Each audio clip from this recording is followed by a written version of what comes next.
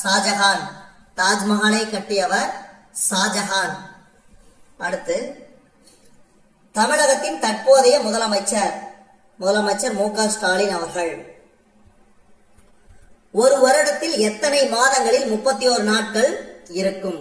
எத்தனை மாதங்களில் பாத்தீங்கன்னா 7 மாதம். எந்தெந்த மாதம் பாருங்க, ஆல்டர்னேட்டிவ் சொல்லுங்க. அப்படின்னா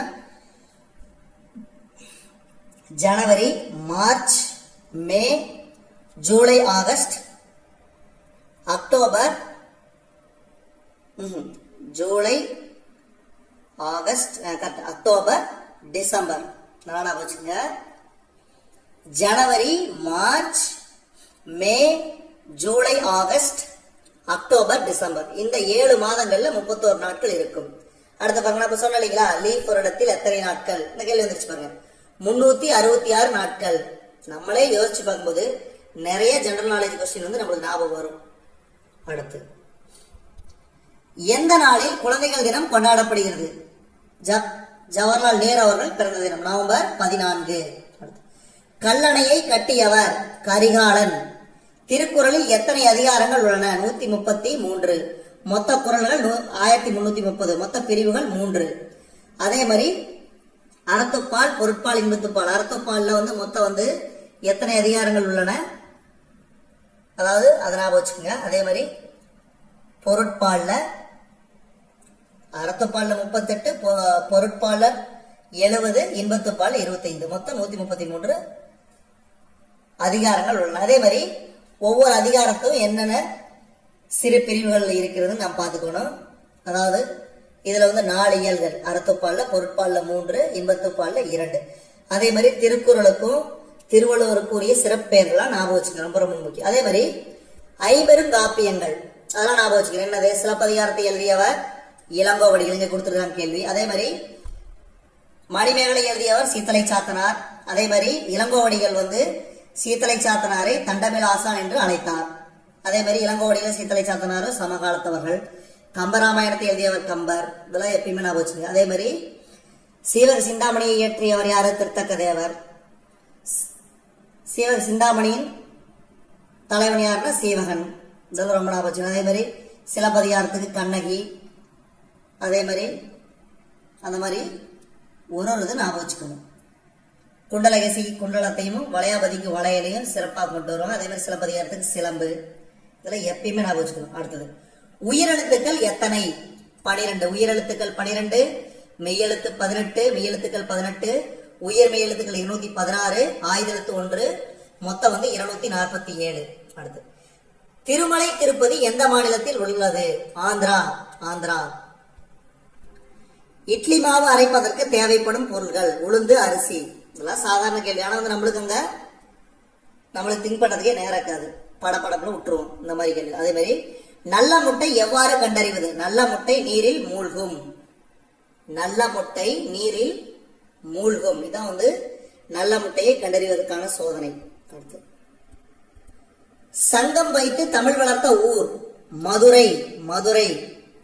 நல்லெண்ணெய் எதிலிருந்து தயாரிக்கப்படுகிறது? எள். பாம்பன் பாலம் எந்த மாவட்டத்தில் இருக்கிறது? ராமநாதபுரம். கப்பலோட்டிய தமிழன் சிதம்பரனார். அடுத்து பாருங்க, இந்த பக்கம் வந்து நூல்கள் கொடுத்துருக்காங்க, இந்த பக்கம் ஆசிரியர். இதெல்லாம் வந்து சாதாரண கேள்வி. இது நாம வந்து நிறைய டைம் வந்து இப்ப நம்ம சேனல்ல டிஎன்பிஎஸ்சி ஜெனரல் தமிழ் வந்து ப்ரீவியஸ் எக்ஸாம் கொடுத்துருக்குறோம். அது வந்து கிட்டத்தட்ட வந்து ஒரு 100-150 வீடியோஸ் பழைய கொஸ்டின் பேப்பர்ல இருந்து கொடுத்துருக்குறோம். அதை போய் பார்த்தீங்கன்னாவே தெரியும். அப்படியே பார்க்கலினாலும் நான் இப்ப சொல்றேன், இந்த கேள்விக்கெல்லாம் வந்து பாத்தீங்கன்னா இங்கேயே ஆன்சர் கொடுத்துருக்காங்க. இருந்தாலும் நான் சொல்றேன், ஆத்திச்சூடி, ஔவையார், திருக்குறள், வள்ளுவர், பார்த்திபன் கனவு, கல்கி, மகாபாரதம், வியாசர். இதெல்லாம் ஞாபகம் வச்சுக்கோங்க.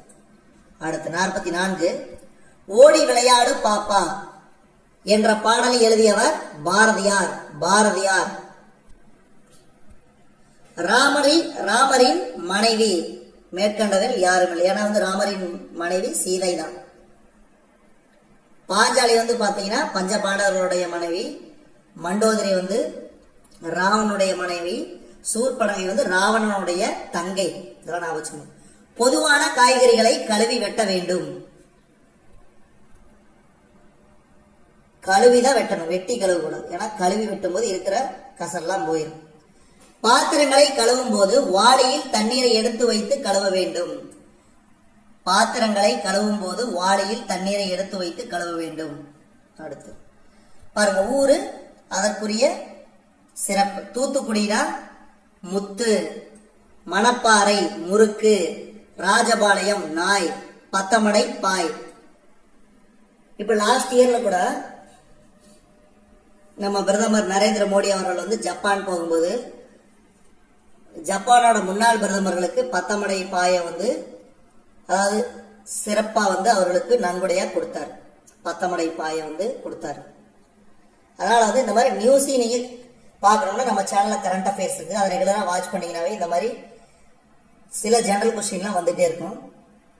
கரண்ட் அஃபேர்ஸ் அது மட்டும் இல்லாம அதுல இருந்து ஜெனரல் ஸ்டடீஸும் சில சமயம் வரும். அடுத்து தகவல் தொடர்பு முன்னேற்றத்தால் உலகம் சுருங்கி விட்டது. தகவல் தொடர்பு முன்னேற்றத்தால் உலகம் சுருங்கி விட்டது. அடுத்து உச்ச நீதிமன்றம் எங்கே இருக்கிறது? டெல்லி. பாருங்க, இதெல்லாம் ஞாபகம் வச்சுக்கோங்க. உச்ச நீதிமன்றம் டெல்லி. அதே மாதிரி வந்து பாத்தீங்கன்னா பாம்பே ஸ்டாக் எக்ஸ்சேஞ்ச் BSE இது வந்து பாத்தீங்கன்னா மும்பை.